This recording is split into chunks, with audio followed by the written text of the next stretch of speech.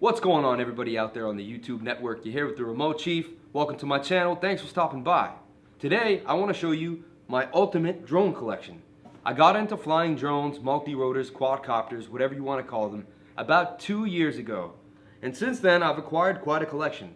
I figured a lot of people are into it and very enthused by the drones, so I'd like to show you my collection. And, let's get excited about all these crazy drones. Check it out. Now, the first one on the left is the granddaddy of them all. It's the big puppy. It's the DJI Inspire. This, in my opinion, is the best drone on the market. It's the carbon fiber, durable frame, the way it opens up like a V, and it just looks like a flying dinosaur. It's amazing. This thing is just gorgeous. It's sleek meets industrial, and it has all the bells and whistles. The app for DJI is amazing.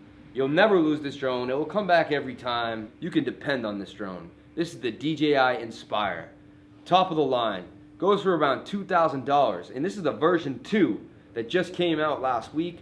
DJI just started shipping them at the beginning of this month. Then you're going to see this gold drone here. You're going to say, gold? I've never seen a gold drone. This is a DJI Phantom 3 Professional. But it's been painted gold. Why? Because I had a crash. Here's the link in the comment section below. Check out that crash. But this has been painted gold because I had to crack open the shell and basically had to rebuild the drone from scratch. So I figured, why not give my own unique touch to it, spray painted gold. I think this is the best drone on the market because it's portable, it's small, and for only $9.99, it's going to shoot 4K, and it's very, very dependable. Look at my other video, top 5 reasons to buy a DJI. Love this. The intelligent batteries are both awesome too because you can click on them and see exactly how much battery you have. Next on the line is the WonderTech Rebel. This is the WonderTech Rebel. It's a little racing drone. It's basically ready to go, ready to fly. When you buy it, you're going to get a Devo 7 transmitter, all the bells and whistles, batteries, spare propellers, and it even comes with goggles so you can do FPV racing. This drone is sweet because it goes super fast and you can do freestyle and learn how to fly drone racing with this drone. Basically your introduction to drone racing. This is the WonderTech Rebel. The cool thing about this drone is it has GPS. A lot of racing drones don't have GPS. This will actually hold its position and return to home. The WonderTech Rebel.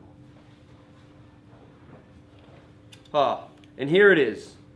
Basically my first love. The first professional big drone that I ever bought, something substantial over $1,000. This is the Q500 Plus. It's actually in a Q500 frame because I switched it out a bunch of times, but the camera is the TG02 Plus. Good to go. I love this drone. It was the first drone I ever had. I took it all over the place. I went to parks, mountains, I had a blast. My first reel ever, you can see in the comment section below, was all shot on this Yuneec Q500. I love this drone. It has a special place in my heart. The reason why it has orange stickers on it is because here at Bill's Cyclery, where I am, we also fix drones. Mark, the head engineer here, can fix almost anything. And me and him took this apart and he did some of the main soldering and we completed this. This drone has been fixed, ready to fly. This is my first Q500.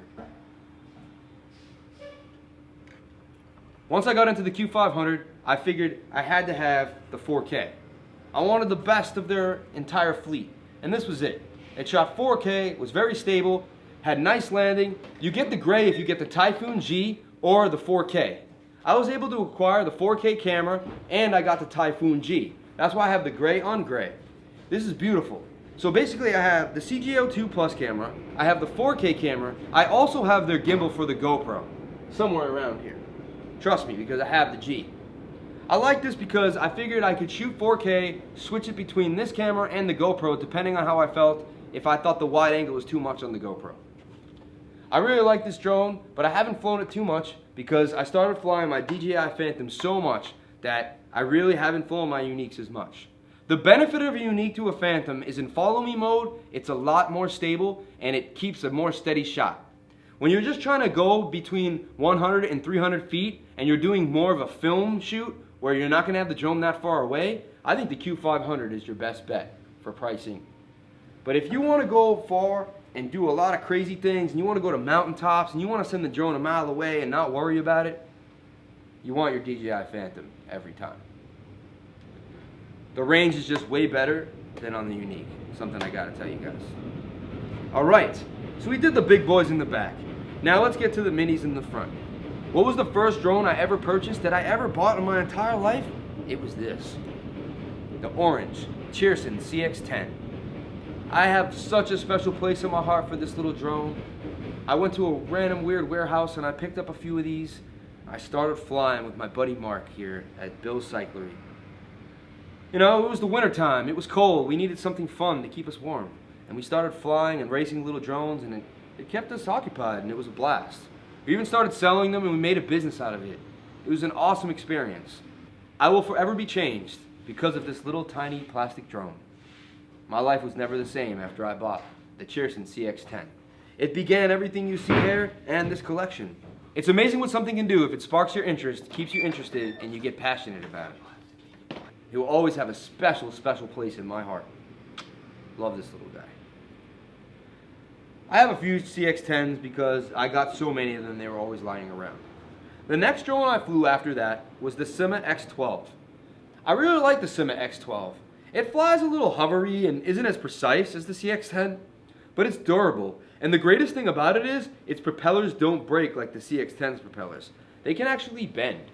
When someone's never flown before, this is the drone that I usually suggest them to fly. Why? Because the propellers are bendable, you don't lose them quick, and it's a small, durable little drone. You're gonna learn to fly, you're gonna learn how to bank turns, yaw, and do funnels and things of that nature and become a better, more precise drone pilot. But you gotta start with a tiny little drone. Then you can move up and fly the bigger ones. The bigger ones are even easier to fly, but it's about the anxiety you receive if there's an issue. Sometimes there's an issue and you get some anxiety and then you don't know what to do. Flying little drones helps you build through that anxiety. You start flying a lot when the drones are about to get lost, the wind, this and that, and you learn how to cope with that and basically take control of your aircraft in any situation. Flying little drones makes you a better improvisational pilot. Basically, you can change up the game at any moment to make sure you come back safely and securely. And then you can start flying the Phantoms, the Inspire, and Yuneecs.